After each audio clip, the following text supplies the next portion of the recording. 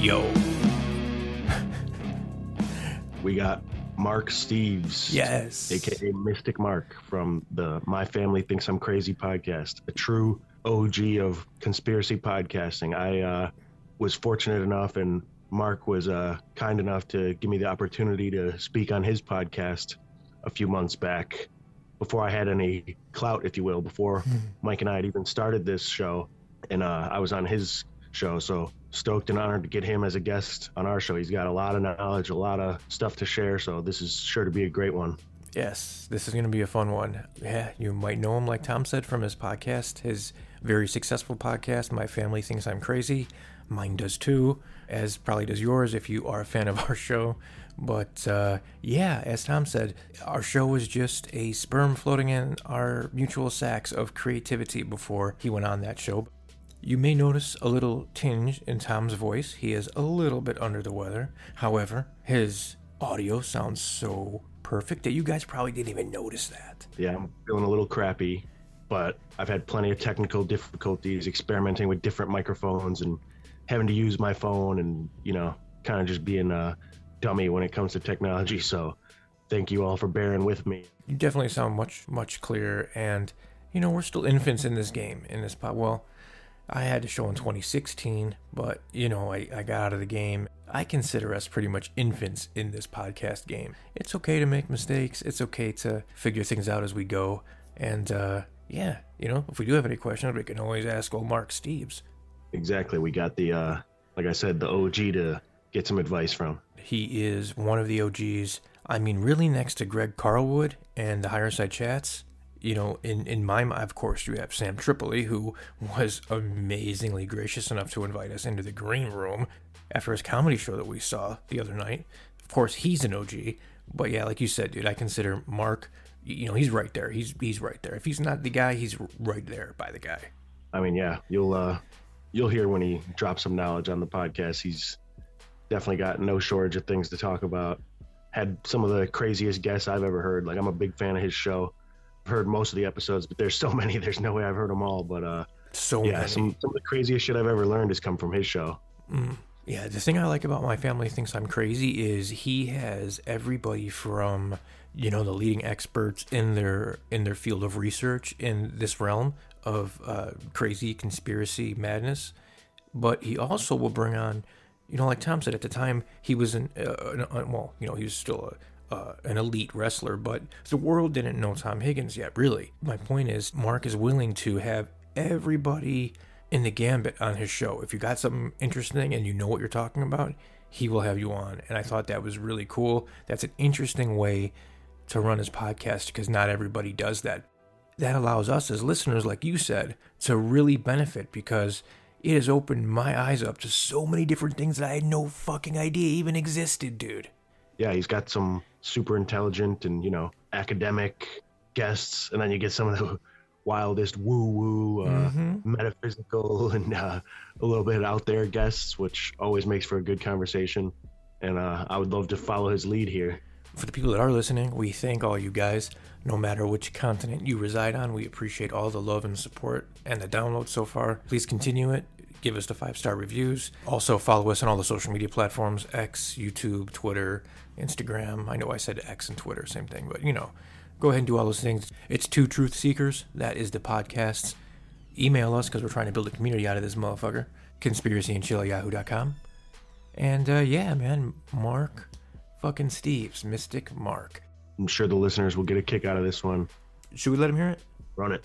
So we got Mark Steeves, a.k.a. Mystic Mark, the host of the My Family Thinks I'm Crazy podcast. He was gracious enough to have me as a guest on his show a few months back before, you know, I had anything to offer as far as my own show.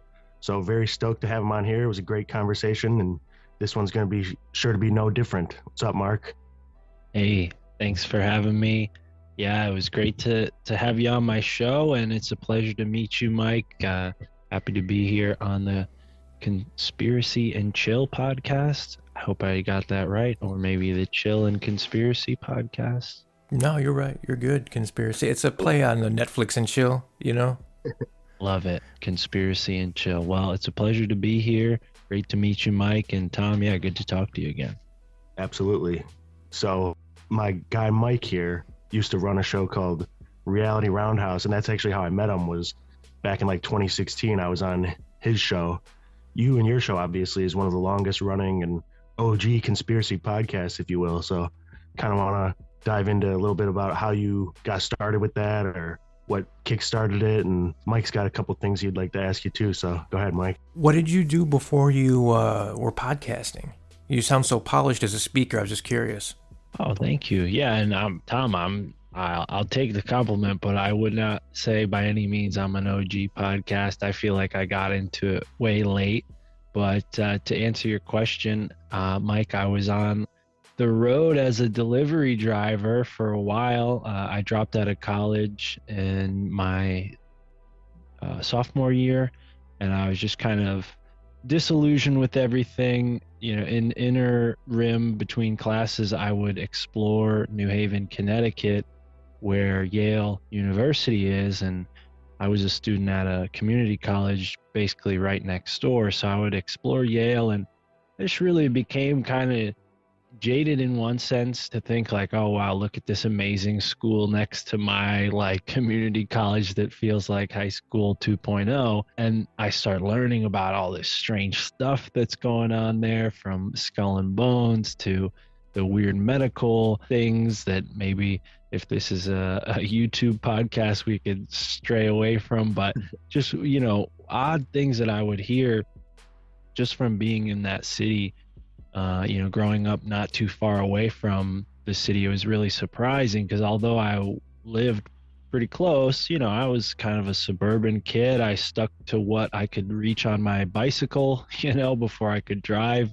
And that was my world. So yeah, long story short, after I realized college was kind of scamming me, or in other words, not really what I had bargained for, I dropped out and decided to pursue a sort of autodidactic path, you know, self-education. And at first it was mostly books because although podcasts had existed back then, I wasn't aware of them, and I wasn't aware that there was even any type of media that really talked about this kind of stuff outside of the clearly controlled sectors like History Channel kind of gives you some hints into this world of weirdness, but really from a mainstream give you no answers kind of point of view.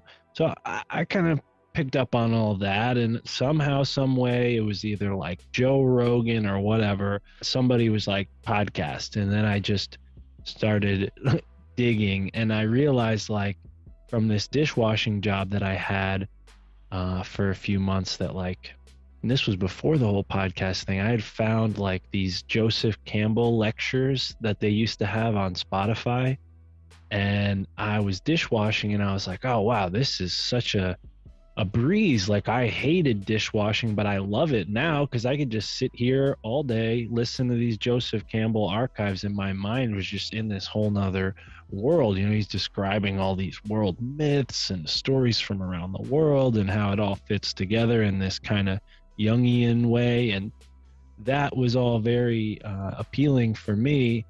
But then when I found podcasting, it was really, you know, because the Joseph Campbell stuff is still academic enough to where it didn't quite offer the same gnosis that podcasting did. It wasn't the red pill that I was looking for quite yet. It still was like school, tedious. But yeah, that led me to realize like, okay, I should get jobs where I'm being paid to learn. Because with the dishwashing thing, like, yeah, I could kind of get away with listening to stuff with headphones on, but only when I was dishwashing, not when I was doing other stuff around the deli, right? So then I was like, all right, well, let's get a delivery job again, because when I first got out of high school, that's what I did. I delivered Chinese food, smoked pot, and listened to music, and that was, I loved it. I was in my own world that I kind of controlled, even though I had a boss who would yell at me occasionally for smelling like weed. He was a good guy, and he gave me a lot of freedom. So I kind of looked for jobs like that, and with the thought in mind, like, all right, I'm going to spend the 8 hours a day listening to podcasts. And yeah, some of them were comedy podcasts, maybe not all that productive, but I found, in my opinion, what I consider the OG podcast, which would be like the Higher Side Chats, the Great America Show, and of course, obviously, my number one favorite, Tinfoil Hat, which there's a whole story on how I got connected with Sam and started working with him. Eventually, I just found myself like really having this sense of like, I could be doing this, and, you know, I could be participating in the conversation, not in some kind of like egoic kind of way of like, I could say it better, but it was more like, I just want to participate in the conversation, you know, and share what I've learned and talk about the books that I've been reading. And, you know, it's kind of funny, I never thought of it in college like that any of that stuff would lead to an actual job, but it did in this really kind of synchronistic roundabout way, where like the books that I didn't think were really in any curriculum, you know, like my favorite back then was The Secret History of the World by Mark Booth, The Secret Teachings of All Ages by Manly P. Hall, very similar title, kind of a similar theme, but also very different. And I would read books like that and think to myself like, oh, well, there was that one professor that mentioned conspiracy theories, but outside of him, it was like a lot of the same, you know, hamster wheel garbage. And I just thought there's got to be something else. And yeah, like I said, in a roundabout kind of synchronistic way, my life kind of pushed me through these different circumstances that I think built up into a pretty cool resume for what I do now. But it's like, you know, I never handed Sam Tripoli my resume and said like, oh, hey, like, I've been reading all these books for years. You know, it just kind of, I don't know, life kind of works itself out that way through frequency and vibration and putting the right energy into something, you know, and that's kind of what happened to me in a really big, profound way, specifically with Tinfoil Hat, because I think a lot of people can relate to the sense of like, I listened to something that I loved and then I became a part of it, right? So I booked the guests on Tinfoil Hat, but when I first started listening to that show, I had no idea that I would ever even know Sam, let alone, you know, work for him, right? Or like ever meet him, let alone work for him. But yeah, I ended up just like really becoming a fan of the show. I went to go see Sam live in New York City. He had a comedy show at the Gramercy Theater. And then after the show, he was doing the kind of meet and greet photo shoot kind of thing. And he was telling everybody like, oh, if you guys want to hang out and talk, come to the Creek in the Cave, which was a different comedy club in the area. Yeah, I just by happenstance had struck up a friendship with some of the guys that I was waiting in line with, and they're like, oh yeah, let's go. And I'm like, shit, can I hop a ride with you guys? Because, you know, I'm not from New York City. I didn't have a car that I was willing to drive into New York City at the time, so I took the train in, because that's a whole nightmare having a car in New York City. I'm sure you guys can relate, being close to Chicago. Oh yeah. But yeah, so long story short, I gave Sam a book. I don't think he ended up reading it, at least when I gave it to him. It's called The Kabbalion. It's like the, you know, 7 Hermetic Laws. And I just gave it to him because I thought, you know, it would kind of open up a new perspective on a lot of things that he was talking about at the time. And I reached out to him on the Patreon that he had at the time. And I was like, oh, hey, did you read that book I gave you? And he's like, no, but you should come on my show and tell me about it, you know? So I did. I went on his Patreon show, and I went on a couple more times, and then he started a spiritual podcast, and he asked me to be a guest on it. And then after it was finished recording, he's like, who should I have on next? And I'm like, oh, I'll send you a list of people. And I sent him a list so long that I think he felt like, okay, this guy's clearly the right guy to do this. And he just said, oh, do you want to, you know, help me out and find guests for this show? And I'll pay you for, you know, see how you do and yada, yada. And that evolved into me eventually booking for Tinfoil Hat in a short amount of time because he was kind of impressed with it. And it also created my podcast because in that same span of time, I had a podcast with some friends.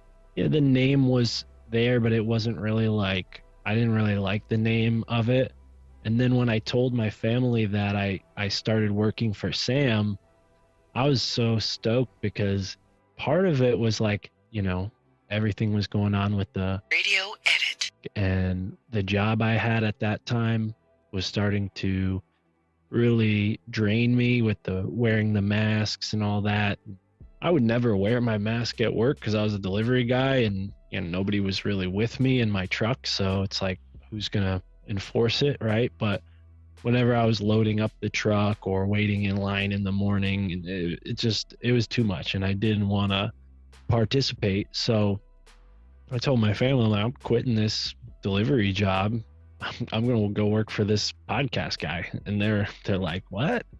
Doesn't he live in like California? Like, what are you talking about? You're working for some guy in California. They were all happy for me because Amazon, that's a big deal, getting a job there.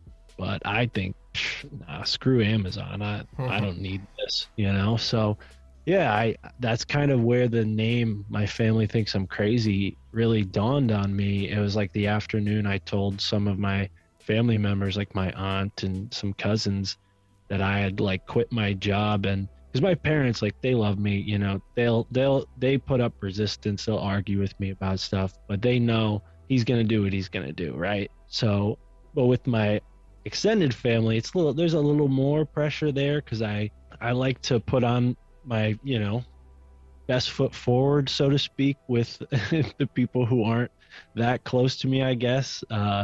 So when I tell them that, oh yeah, I'm not a delivery driver anymore, I'm working this podcast thing, they all kind of looked at me like I was nuts, like I had thrown my life away or something. And I just thought that was so funny because it's like, well, you guys clearly don't know me that well if you think this is a bad move, So it just kind of made me really happy. And I had this like big grin on my face, like, all right, I'll show them, like, let's see how long this thing goes. And and it's turned out really well. I'm still grinning about it in that sense, but yeah, that's kind of where the name comes from. And it stems from just my relationship with them my whole life, which is just like this kind of overall positive, but also on the mental sphere, I've always felt like my ideas were a little too radical for some people to accept, right? And, and that causes some fun conversations, arguments, debates, fights even, because sometimes people just don't want to hear it. They don't want their comfortable worldview to be questioned. And, I live that life. I'm not doing this for the podcast. Like, that's my life. I've had to deal with that. I've had to deal with the consequences of, kind of alienating people by being dedicated to something you believe in. And, there's different walks of life that might lead you to a position like that. There are different situations. And, I think I'm pretty lucky that I have a pretty good family in the sense that they didn't like traumatize me or abuse me or anything like that. So I'm not like complaining and saying like, oh, my family sucks. Like, I love my family deep down, but there is like this like interesting, maybe generational divide, because I don't know how young you guys are, but I assume you guys are probably around the same age as me. And we're part of this kind of, I guess you could call it, internet generation, in the sense that we've kind of grew up with the access to the internet in a way that older generations didn't have access to it.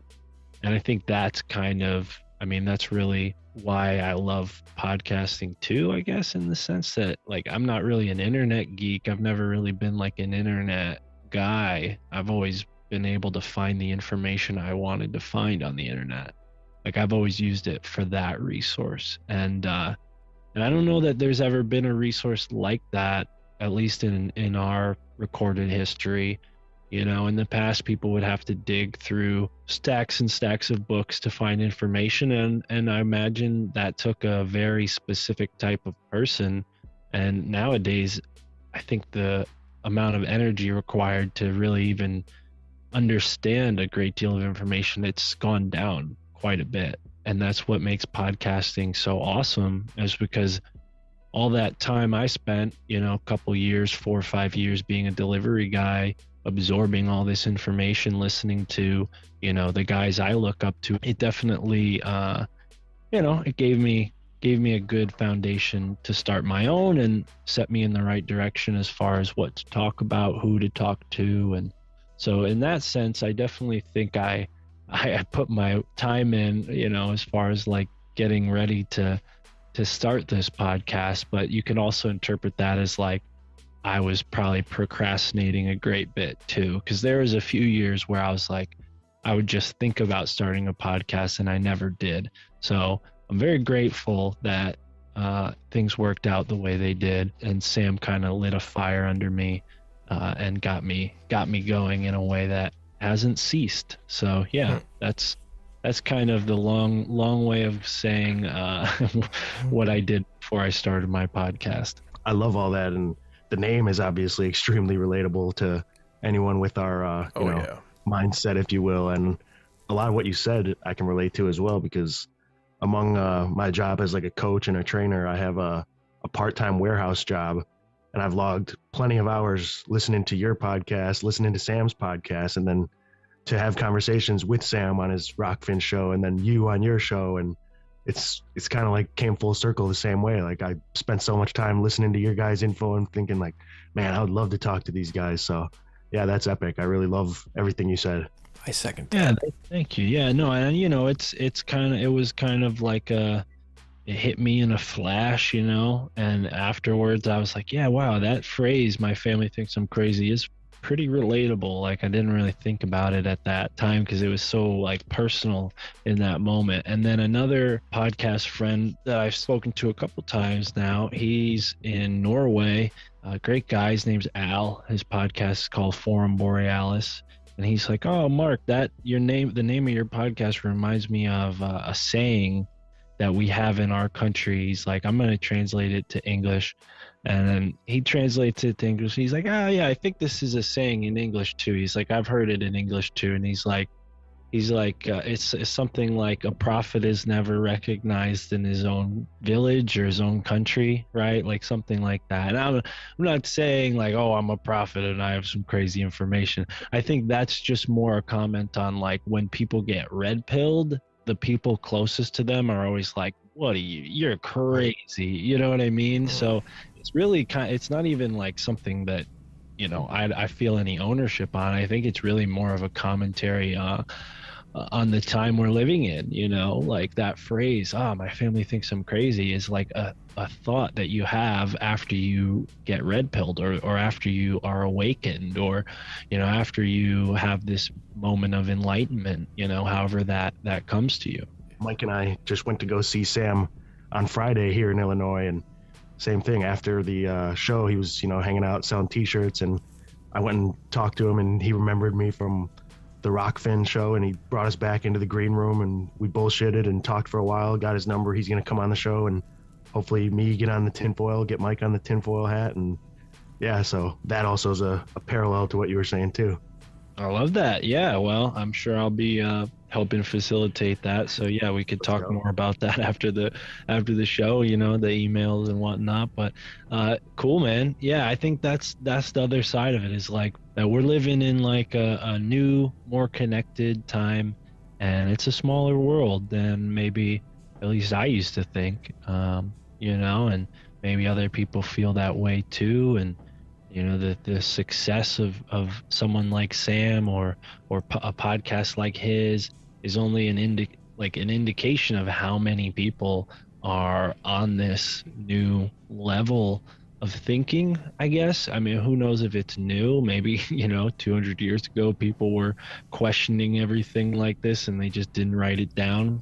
But I think what we have access to with all the podcasts and stuff is like this new technology of consciousness. You know, it's more than just the ability to call someone up from long distance. It's like the recording these conversations and putting them out for people to find is doing something positive for the collective consciousness.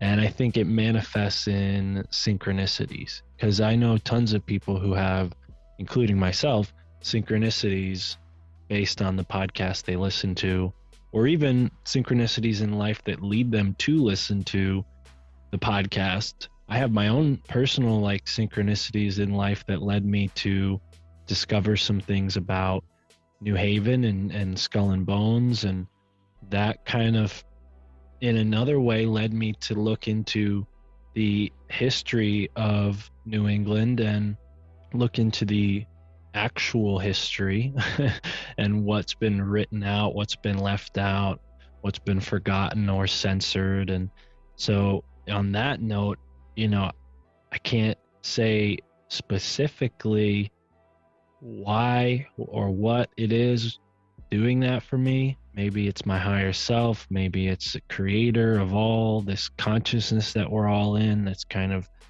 you know, moving us around like cells in our own body. I don't know, but something synchronistically kind of put Skull and Bones and that conspiracy research on my radar. And, you know, I think my podcast has covered that topic in a way that other shows haven't. Typically, when you have like a conspiracy podcast that talks about any one of these groups, they'll tell you the known history of the group and then the speculation attached to it.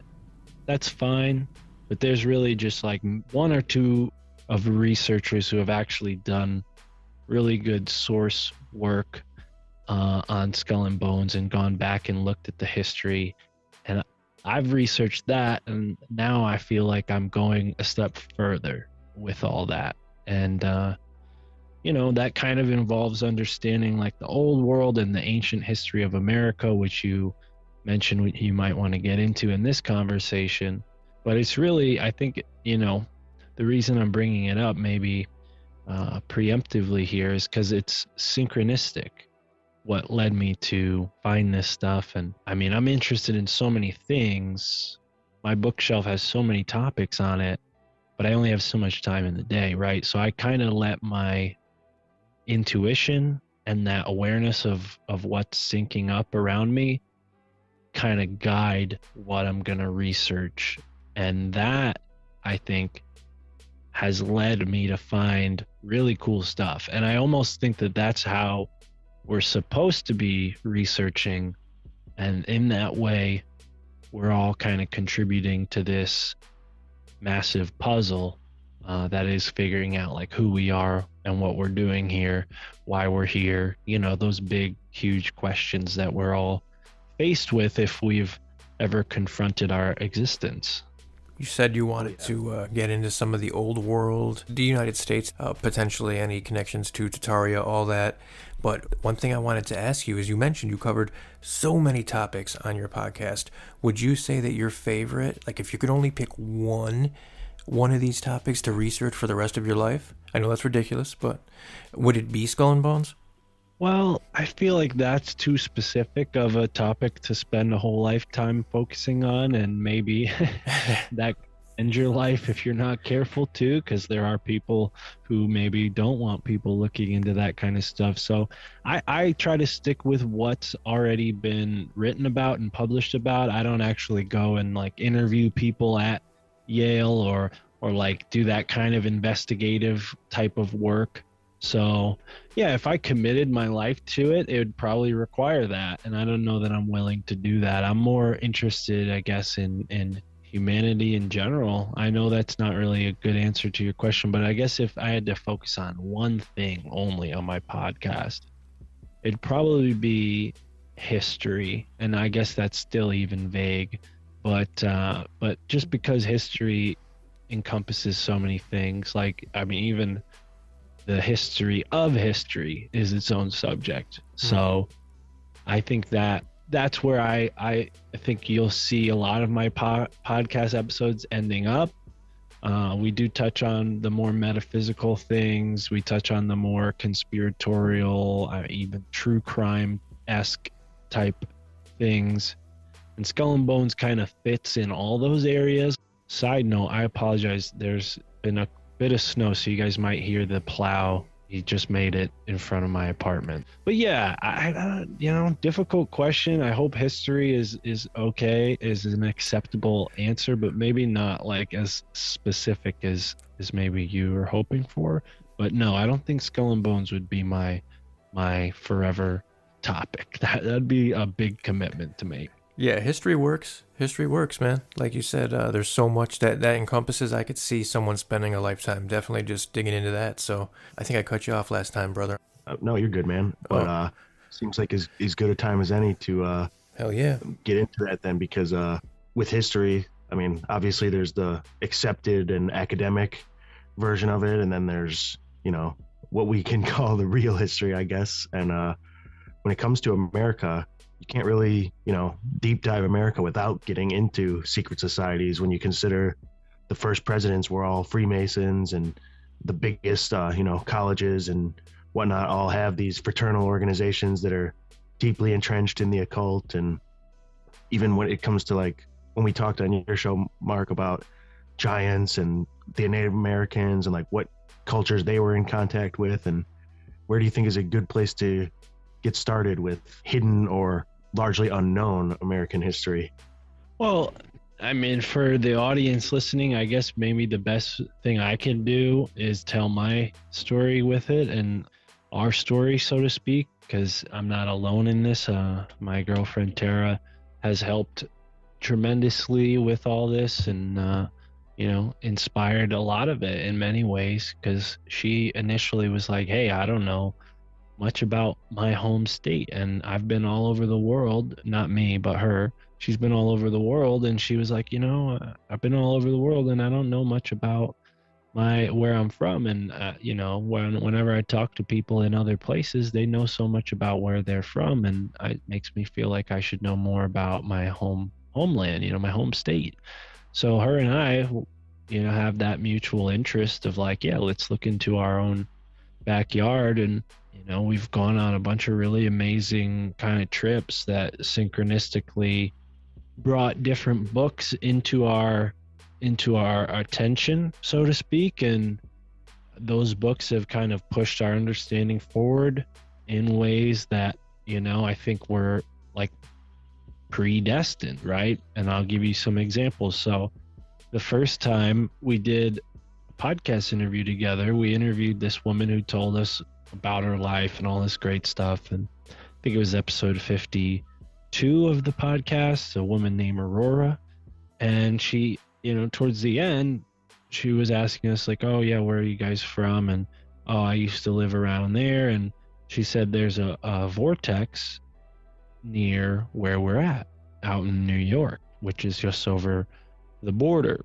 We're not too far, maybe an hour away from the border of Connecticut and New York. So we drive out there and go to this town that most people probably know. It's called Woodstock, right? There's a whole festival there, and the whole music festival had, all this craziness to it. Hundreds and thousands of people were there, right?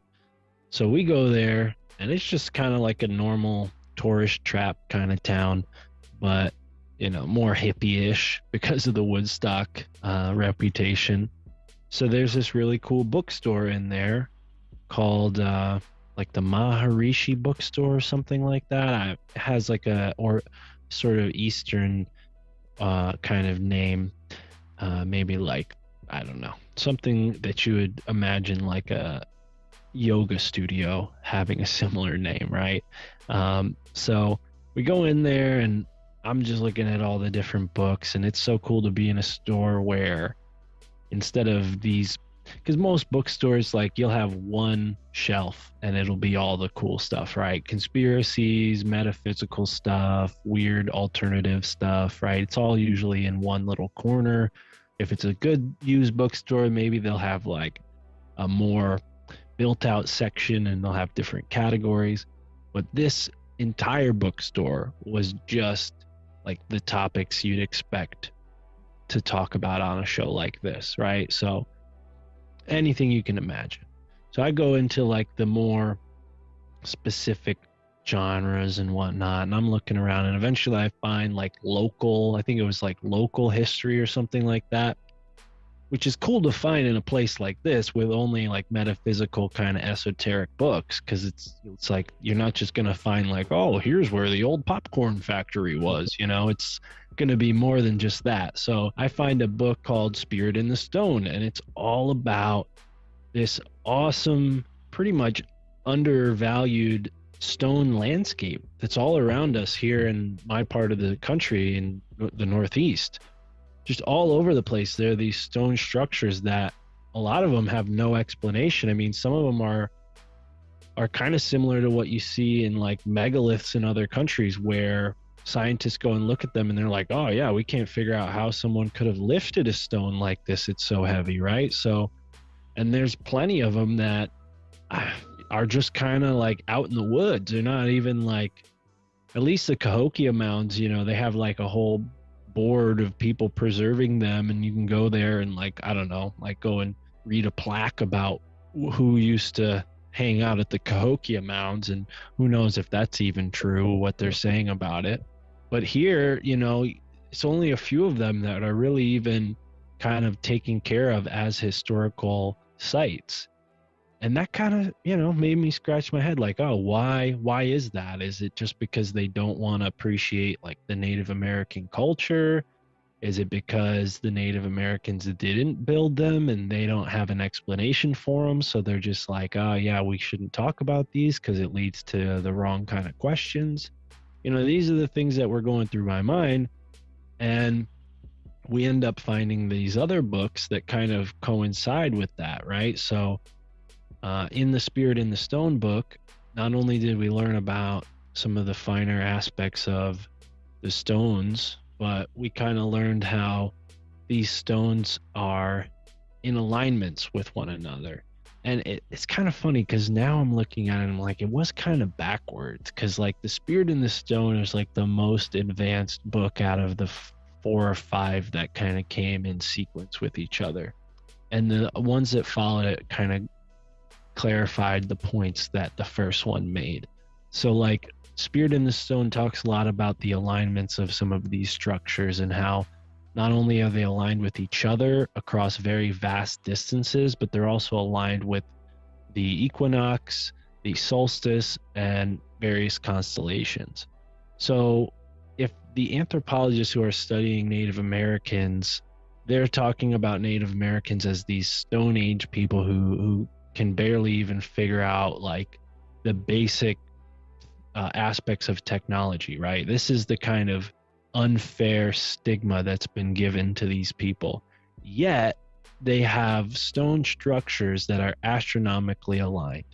That doesn't add up, right? So, and again, it could be because the Native Americans came after a culture that had a more advanced understanding of that. It could be because the Native Americans once had a more advanced understanding of that, right? I mean, all of these possibilities are there. And even the Native Americans themselves have very complex myths and stories about the stars and beings from the stars, and not just beings from the stars, but underground and giants as well. So, you know, clearly we're dealing with something that it has a sophisticated understanding, but there isn't a sophisticated explanation being at least espoused in the academic or the mainstream. So that's kind of where I'm like scratching my head like, all right, so we have American Stonehenge, and it's this like, you know, basically tourist trap in New Hampshire. And I'm not necessarily against it, because hey, they're preserving it and keeping, you know, ne'er-do-wells from going and destroying it, which is great. But why is that the only one that's accepted in the kind of academic mainstream? They're like, oh yeah, the Vikings came over and they only made it so far into America, and yeah, they left some things behind, like this American Stonehenge, and and Newport Tower, and that's it. They just stop there. I just, I don't know. I don't quite buy that. And Tom and I discussed this when Tom was a guest on my show. I think that when you look at the Native American and the Celtic cultures, there's a lot of similarities. And I'm not the only one saying this. Someone I'm a big fan of, Michael Wan, he first introduced me to this idea with one of his Susquehanna alchemy videos available on YouTube. Just type in Susquehanna, like the river, and alchemy, and all of his videos are there for free. You can go and check them out. But one of the key concepts that he mentioned in one of these early videos he put out is that the Algonquin speaking tribes, their language, this Algonquin language, it's kind of like a group of different languages that are similar and kind of evolved around the same like syntax and words. They have a root similarity to the Gaelic speaking cultures, right? So that, in my mind, opened up this huge like rabbit hole, and then I started learning about like Saint Brendan and Leif Erikson and like all these other people that were known to leave the quote unquote old world and discover things here in the quote unquote new world. But what if this quote unquote new world is the actual old world, right? I mean, that's possible. And I think anybody who takes some time to study what we know from history about Atlantis and what different cultures have remembered about the pre-flood times, it could be that there was an advanced culture here, somewhere close to what's now North and South America, maybe even some parts of what is now North and South America were a part of it, right? Seems like they were a seafaring culture, and it seems like there were islands that once existed, maybe continents even the size of, at the very least Madagascar, but at the most maybe like Texas or Australia, right? Like a huge island in the middle of the Atlantic Ocean that sunk when the water level changed. And that's recorded fact. We know that happened, that the water level changed. And another recorded fact is humans live on the coast. You can go and look at the globe and take it for what it's worth, whether you believe in the globe or the flat earth or the satellites or the not, or the space is fake and homo or not. I mean, I don't know. But when you look at those pictures of the world at night and the lights, where the lights are, they're all around the coast. I mean, for the most part, outside of the major cities that are inland, and those tend to be near bodies of water as well, rivers and lakes and whatnot. So, if there was a great flood, everything now that's on the coast would be sunk. So the same thing could have happened back then, right? And I think that's exactly why you have such similarities between North and South American cultures with European and African cultures. You have root similarities behind both of those separate groups, but could it be that maybe they didn't evolve side by side after they were separated? They had similar trajectories, but the reason they're similar is because they came from the same source, right? They come from this pre-flood old world place that is now sunken for the most part, but probably still out in the open. I mean, we have pyramids, we have different megaliths like the ones that I'm describing here in New England that most people wouldn't consider like, on the same level as the Great Pyramid of Giza, but they're at least very similar to what we have all across the northern hemisphere, which is like Northern Europe, the British Isles, Russia, Scandinavia. You have all these similar stone structures, and go figure, you have them in Canada and south of Canada as well. So, here in the US. And I mean, I'm sure there's plenty out in the West. I just haven't really been out there. So, but I have seen photos and stuff of different weird structures in the Rocky Mountains or in the desert and southwest of the United States. And obviously Mexico has tons of interesting stuff. So Yeah, I don't buy into this whole idea that, oh yeah, the people here in North America were just isolated for 12,000 years, and after that, you know, Columbus came and saved them all and civilized the savages. You know, I think it's pretty well established at this point in time that that's kind of just a bias that they had back then, and it led to a lot of stuff being swept under the rug or suppressed consciously or not. You know, obviously lots of people's lives taken from them, whole cultures and civilizations destroyed. It's messy business, and I'm sure the people in power, they just want to forget about it because they don't want to be culpable for any of that, right? So I think that's part of why there's a cover up with a lot of this stuff. You know, you don't, the governments that be, the British government, the French, the Spanish, they don't necessarily want to admit that their European cousins got to North America first, you know, because then that leaves them politically maybe, I don't know, culpable in some way to those countries that actually do have a proper land claim. So if you have all this evidence of like the Welsh here in America before England and so on got here, does that not throw into question some of those treaties and agreements that are at the foundation of the colonies and the country that we're in right now? So I think that's probably a big part of this suppression too, is like they don't want that stuff to be out because those stone structures are like you know, flags, you know, in a way. That'd be like China seeing the American flag on the moon, if it really is there, and throwing it away and putting their flag there and saying, oh, no, we were there first. You know, you never went to the moon. That was all a lie. That was a hoax. You made that up in Hollywood. We went to the moon first. Who knows? Maybe we've never been to the moon, and then 100 years from now, China will do that. I would if I was Xi Jinping.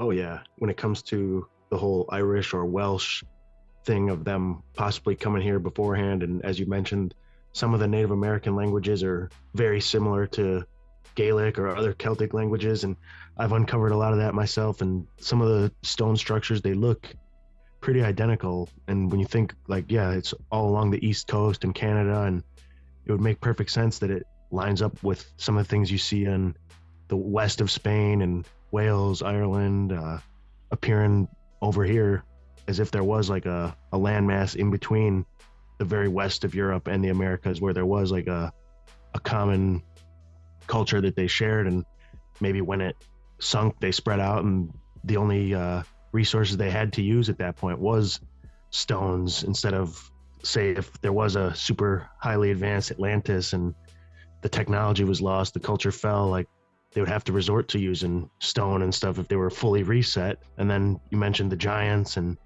the whole red-haired giants thing, and the Celtic mythology is extremely rich with giants, and they even use the giants as, you know, like origin stories for how a lot of these are made. And I'm pretty sure the Native Americans are the same. Like they say they found these places, and or they'll be like, oh, the giant tribes made these. And when it comes to like Wales, Ireland, Cornwall, all those places have had their culture and their stories like heavily wiped out and suppressed too. So it does seem like there's been a effort to kind of silence or undermine their influence on things. And something I've found interesting too, as I've continued to deep dive down that, because that's kind of my area of obsession, is everything to do with Celtic and Irish history and stuff, is so there's probably only about, I don't know, I could be wrong, I'm just estimating or going off what I think, maybe like 5 million Irish people or whatever, and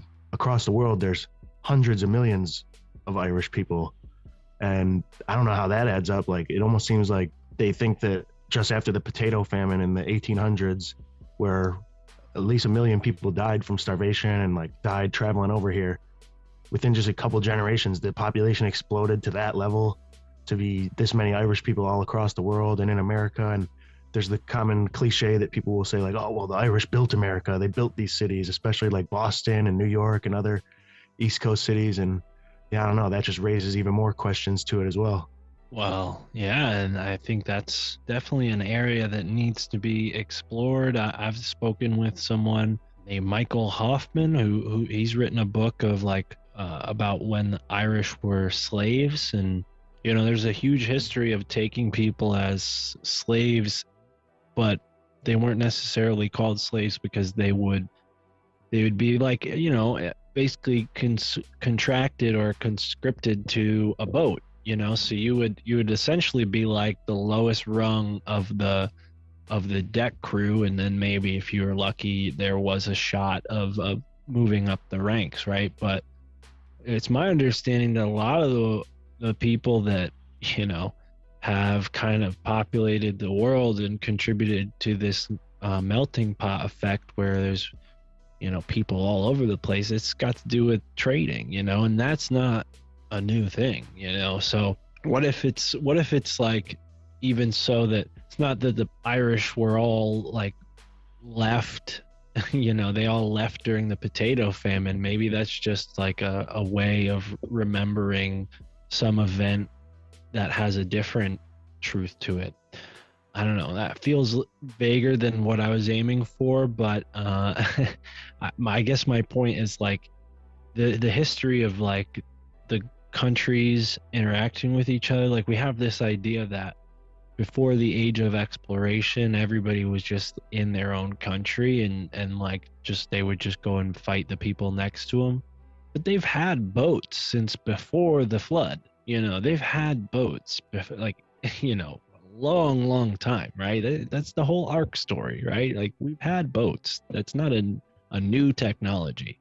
So I just feel like this idea that Irish people come from Ireland is even like, it's even kind of like, how do we even know that? Like I would say Irish people are in Ireland, yeah, we know that, but are they from there? I mean, what does that even mean to be from somewhere? Because there are people that at a certain point in history moved into the jungle, and because the jungle is such a radically different environment, they become pygmies. And it's not just in Africa. There's pygmies in Indonesia, there's pygmies in South America. So like humans in a rainforest become pygmies, right? So like, to me, I think like that says that the environment has a lot more to do with the person than the person, maybe has agency to control. So like, what if being in Ireland makes you a little Irish and you your hair starts to sprout red? I don't know. I'm sure that maybe a geneticist might laugh at that and be like, that's crazy. But who knows? Maybe there's something to that. I have a little bit of red in my hair, and it's not like, it's obviously not like a common thing in my family line, because I'm the only person in my family with any red tinge at all. But apparently my grandfather had a bunch of brothers, and a few of them had like straight red hair. So that could be where it's from. But I just think like to myself, like maybe there's a time when all these people were told like, oh yeah, no, you're Irish. It was this other culture, right? That, yeah, those people ended up in Ireland, but they also, as you kind of alluded to, there's hundreds of millions of them around the world. So what if they weren't actually like Irish? What if they were like these seafaring Phoenician people that just lived in ports all over the world? Because that's how they got on. They would go boat to boat, place to place, and that's the type of lives they lived. And yeah, they were in Ireland, but they didn't identify with that land. Am I making sense? Like, and then at a certain point in time, like they were like, oh no, you guys have to identify with this piece of land, because the days of you sailing wherever you want, however you want, are over, right? Is that kind of making sense? Mm-hmm. Yeah, 100%. It's like, I just think it's so silly that people want to, classify themselves and be so tribal over imaginary boundaries. That to me, it always blew my mind.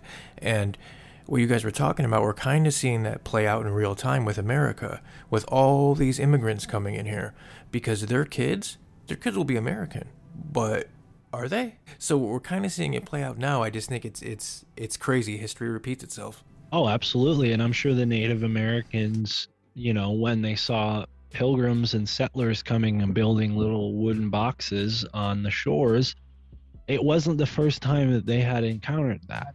I'm sure of it. Because they didn't, like, if you really look at a lot of those stories, like, they maybe some in South America, you have maybe a different conversation, because some of those stories depart from what I'm about to say. But if you look at like what happened in New England, the settlers, the pilgrims, they wouldn't have been able to survive without the Native Americans intervening and teaching them certain things. That's what Thanksgiving's all about. And you can't just teach somebody something if you've never spoken their language. I mean, yeah, you can communicate a great deal with sign language, and you could probably work out like a pidgin language that would eventually kind of bring you to the common understanding. But it feels to me like, and this is kind of, I don't know, maybe a new theory, maybe it's an old theory, maybe other people used to think this way, but I tend to think that it's more of like a psychic thing. Okay. And it's like, it's not even that the Native Americans necessarily needed to understand English. It's more like they have the same psychic root language, and like the words, their meanings were conveyed in a way that I guess we wouldn't really understand today, now that we've turned our language into a technology, right? And I'm not trying to say like, oh, all Native Americans were super mystical and the Europeans weren't, because the Europeans were mystical too. Like they had witches and stuff. That's how the witch hangings happen, right? So there was tons of that stuff going on. But I wonder if it was more of like a, I don't know, like an ancestral or instinctive type of thing, where it wasn't necessarily that they understood the exact words that were being said, but they understood like the kind of psychic technology of the language, because it hadn't been so densified back then. Like things were more fluid as far as language were back then. Now we live in a world where there's a book that will tell you all the words in this language and all the words in this language and all the words in this language. But there are, I mean, probably, I want to say thousands, but that could be an underestimate of the amount of languages that have existed. There's probably millions of languages that have existed. I mean, currently there are probably more than just thousands, maybe hundreds of thousands, but throughout all of human history, there's been millions of languages. And I mean, I don't know about you guys, but I look around at history in the world and it seems like people have got along pretty well. Like we've been able to get ourselves to a certain point.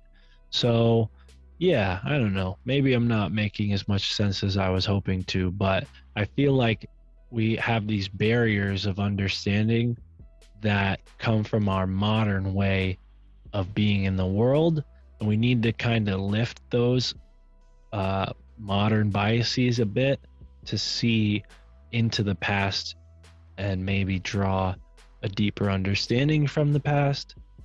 But then again, hey, maybe what I'm saying is just so abstract that, as these things are kind of abstract, like the past and history, like, maybe if you're coming at this looking for like a concrete evidence answer, you're not going to get it. So you need to kind of navigate in the abstract. So yeah, for people who maybe aren't used to that, this subject might not be the most satisfying, but something that isn't abstract is the stones. And that's what I always come back to, is because like the stones, they're not lying. Like the stones, they don't lie. They're not telling fibs. They are what they are. They are where they are. And there's a story to be told. And yeah, we're just not getting that story in full from our mainstream authoritative sources. I don't necessarily agree with all the Tartaria stuff that I see online, because I think some of that can get to a foolish level. It's on the same infrastructure of energy of curiosity, it's on that same scaffolding of questioning. So I appreciate it in that sense.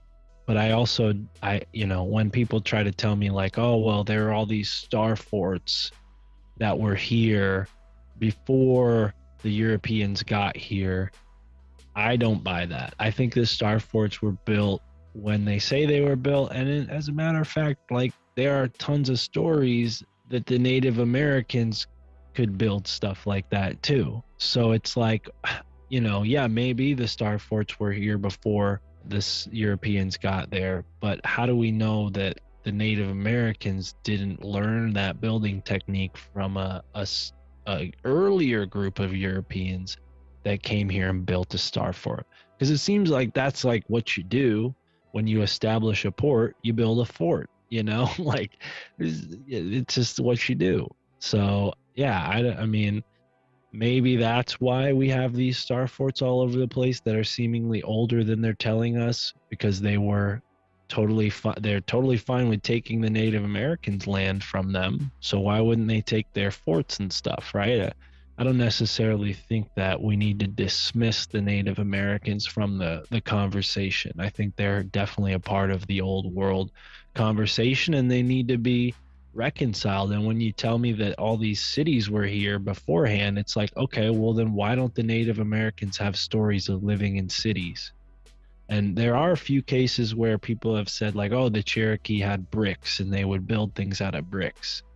As far as that goes, I still have to look a little deeper into that story on the bricks and the Cherokee and paved roads and whatnot, but that's the only story I've heard that's even remotely close to what I've seen purported on social media. And I think it kind of does the Native Americans a disservice, because they have tons of very, very fascinating aspects to their history that are still waiting to be explored. And, maybe that's for them to decide what they want to keep to themselves and share with the rest of the world. But I know, as someone who was born in America, I feel perfectly comfortable and that it's my right to know the history of the land that I was born on. And that's what I'm going to investigate, so that's kind of where I'm at. And the Tartaria thing, it really did also inspire this as well, because when I started seeing a lot of these memes really get like super popular, I would look at them, but then I'd be like, well, what evidence do these people have other than the photographs they're showing me?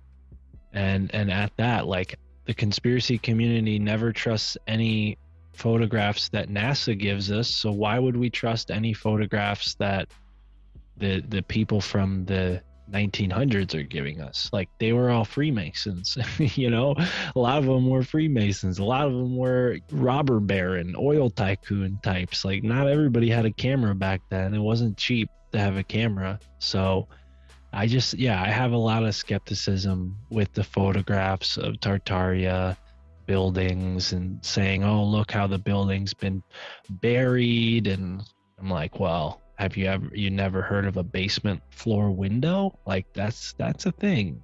People don't always want to have a dark basement. So yeah, I don't know. I have a hard time buying a lot of the Tartaria stuff, and I'm glad that it exists, because it's pushed me to look into what I think actually happened. And again, hey, I could be wrong too, but hey, look at what I'm finding and tell me where I'm wrong, and I'll be open-minded to it. I've yet to see someone in the Tartaria camp take criticism well. They usually respond the same way the flat earthers do and argue and debate, and that there's a place for that, but not when you're on the proving end of the debate, So rhetoric only gets you so far in those areas. True, and I agree with what both of you said, that the imaginary borders, or even the maybe potential telepathic communication, and it's obvious that at a time we were much more connected than they would like us to be or believe, and it serves them well to, well, when I say them, I mean the powers that be, you will, or in this specific case, the secret societies that kind of formed America, and kind of their whole deal going all the way back is, to divide us, to hide, universal truths for us to just keep it for themselves, whether it was telepathy, magic or maybe the origins of different peoples or places. And that seems like a good way to segue into the Skull and Bones. So, like, what do you think that their main doctrines or objectives are, really? Because I don't know a whole lot about Skull and Bones, to be honest. I've deep dived on the Masons, and there seems to be some crossovers. I've listened to some of your shows about them, and obviously the Bush family is well known for being part of Skull and Bones. But where do you think they and other secret societies kind of fit into the narratives that we've been told? Well, when it comes to Skull and Bones, there's, a couple authors who have done the majority of the research as far as, what I kind of base my understanding off of. That would be Anthony Sutton's America's Secret Establishment. And then there's another book called Fleshing Out Skull and Bones, and that's more like a compilation of different authors put together by Chris Milligan, who I've interviewed on my show.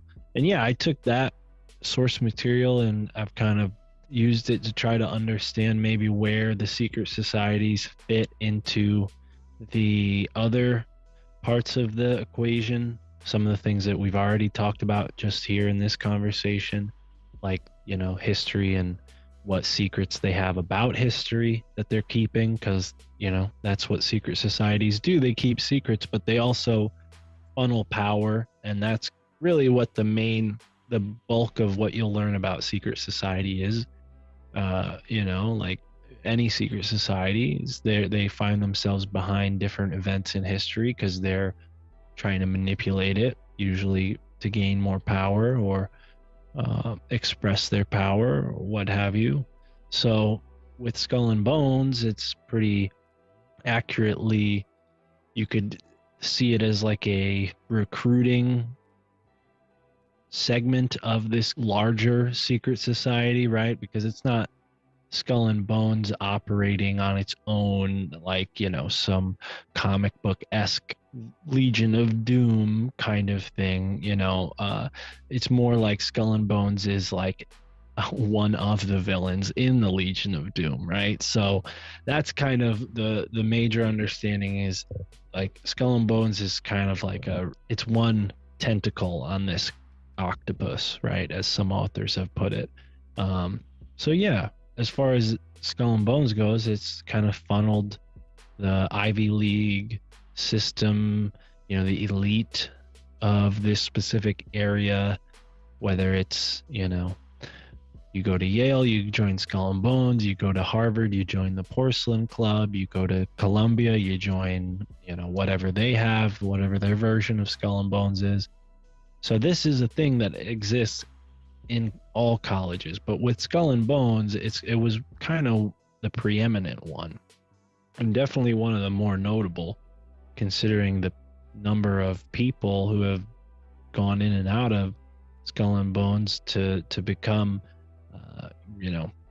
notable and impactful on history, namely the Bush family, right? Two individual presidents, father and son, both members of Skull and Bones, two political candidates going against each other for president, John Kerry and George Bush Jr., both members of Skull and Bones, right? So it's just when those sorts of things happen, it's like, oh, hey, what's going on in the world? And, I was alive during the Kerry Bush presidential election. I was a little too young to fully understand the whole Skull and Bones thing, but I remember that coming up on the news, and there was even a local reporter who went and climbed on top of one of the buildings and tried to film what goes on behind Skull and Bones in their little private garden area behind their headquarters, their meeting building.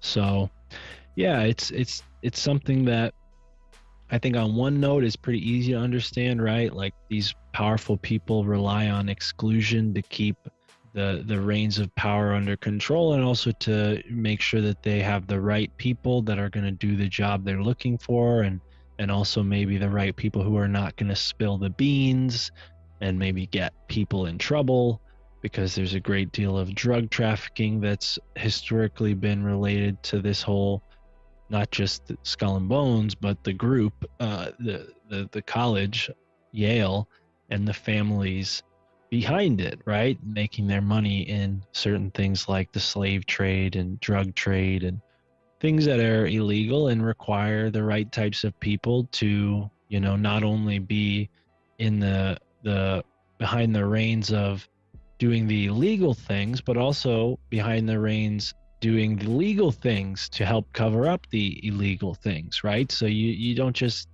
need pirates to go out and get the drugs and smuggle them, but you also need judges to make sure that when the cops catch your smugglers, they go to that judge's courtroom, and that judge makes sure that those smugglers get out and don't have a hefty punishment or a fine or whatever, right? So I mean, this is just how corruption works, and secret societies have always kind of been convenient tools for people who want to be corrupt. And in America, you had a time when this radical group of Freemasons said, hey, we're going to kick out the monarchy and we're going to make it a free republic like we've been reading about in the classics.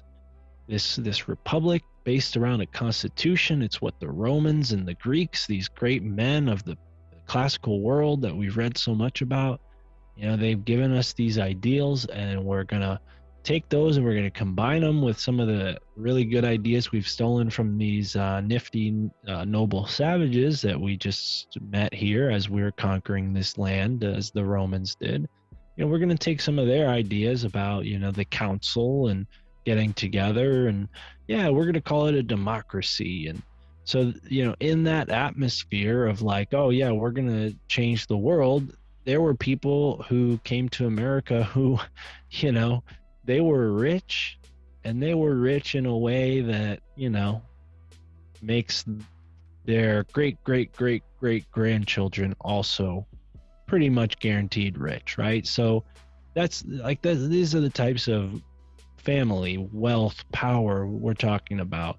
And they weren't happy that, okay, now this country is free and everyone's equal. Like, no. Back in Europe, I had all these great agreements with the king, and they were going to give me land, and I thought I was coming to this country to rule and be like a duke, like my cousin is back in who knows where, Warwick, whatever, England or whatever, right? Like, this was the idea that a lot of people had for the New World, and you can see it in the colonies and some of the treaties and the ideas that they had in the colonies. Here in Connecticut, where I live, a lot of the ideas that they came up with in their articles of, I forget what the exact word is, but essentially like a constitution or a Bill of Rights is what they created for themselves as a colony, so that they wouldn't be, under the thumb of the monarchy. Those ideas, a lot of them inspired what became the Constitution as well. But, in some ways they were also kind of like still very much attached to the old ways of doing things. And, any conspiracy theorist will tell you like, hey, America, even though we have the Constitution, the federal government pretty much negates all of our constitutional rights. So, and the federal government's been around for, only 30 years less than the country has, right? Like, they pretty much put the federal government together a couple decades after they put the real, the other government, the first government together, right? So yeah, it definitely feels like the powers that wanted this place to be free eventually lost out to the old powers from the old world, who created, the universities and such, so that their children could go on and become kings and queens too. It's kind of like that model applied to a virtually free world that still conforms to a class system that comes from the old world, the classical world, the monarchy run society, where church and state are one. We have this illusion here in America that church and state are separate, and that's what makes our country great. But, they don't talk much about the black church, and I'm not talking about African American or black people. I'm talking about like this magic, this occult stuff that historically also has been going on here in America. You know, people left Europe for religious freedom. That was a big part of the American story. Well, they weren't just, you know, seeking religious freedom because they had they'd taken umbrage with interpretations of St. Paul's verse. It wasn't just that. It was like the rules that the Bible was enforcing, or at least the rules that people were enforcing based on the Bible, right? And then other people were like, no, my Bible says that I'm going to live my life like this, you know, like you can interpret your Bible that way, but that's not how I interpret my Bible. It wasn't just that, you know, that was a big part of it, but there was also people who were, you know, practicing pagan magic and, you know, things that had kind of lived through the Inquisition and the Roman conquests. And, you know, even though lots of pagans were burned or converted, there were still people who kept up those old traditions. Yeah, I think that's kind of a big factor here in America. And again, something that the secret societies would have been a conduit for. People who want to participate in things that are illegal, they go and do their acts in secret. And there was a certain time in history where magic and all that kind of stuff, the occult, was illegal. So it was right there with drug trafficking and prostitution and all the other unsavory things that are still illegal, right? And I'm not saying all things that the law says are right. I don't think the law is rooted in universal truth. But when it comes to this country, you know, and the secret societies, getting behind the reins of power, those are the influences that you have to consider. The occult, what's illegal, what criminals do. You know, these are the factors that have been very much a part of the incubation of America. So, you know, to think that, oh, history's a lie, yeah, no shit, because that's how they cover up their illegal deeds, you know?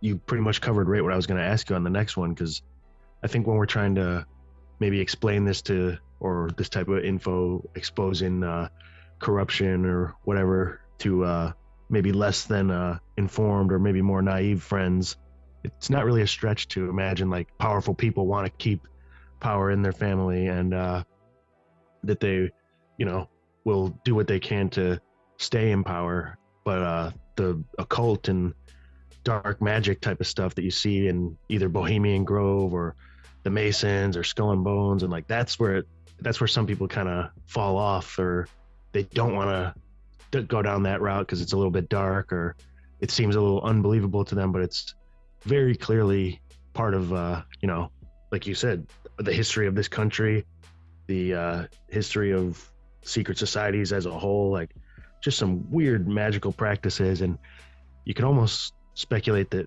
it works because they have such power and they've propped themselves up into such places of influence that these rituals and magic and stuff that they're doing has a very real effect on our reality. Yeah, I love all that. And anything else you would like to close on, Mark? This has been an epic conversation. We'd love to have you back on again.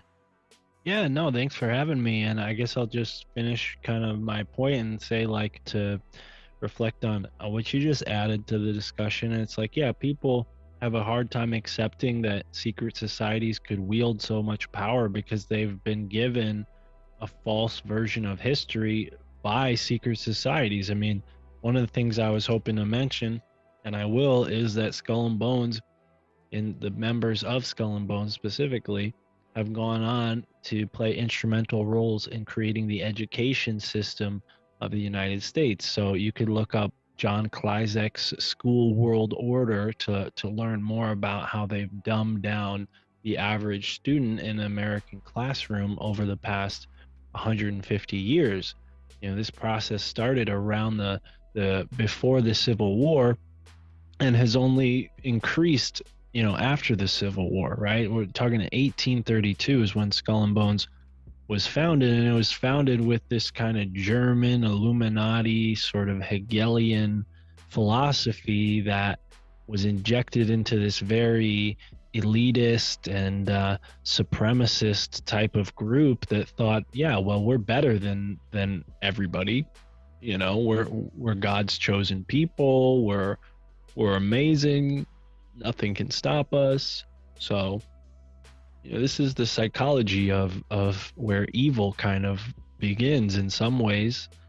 You know, great people of history have thought this way, you know, and they haven't all been all good, right? I mean, even people who have changed the world for tremendous ways, you know, they tend to be some of the worst people from history in tremendous ways as well. So yeah, I think when it comes to like secret societies and people having trouble accepting it, you know, it's just a fact. It's something that you can take my word on, but I wouldn't advise that, because if you're going to take my word, you'll take anyone's word. And I'm not trying to sit here and be humble or anything. I think I'd make a good point, and I think I say it well. But you have to be discerning, and you have to understand that everyone has an agenda, and not everyone's agenda is going to be as benign as mine. You know, I just want you to listen to my podcast if you think what I said is interesting, and maybe support my Patreon so I can do this instead of going back to working a normal job.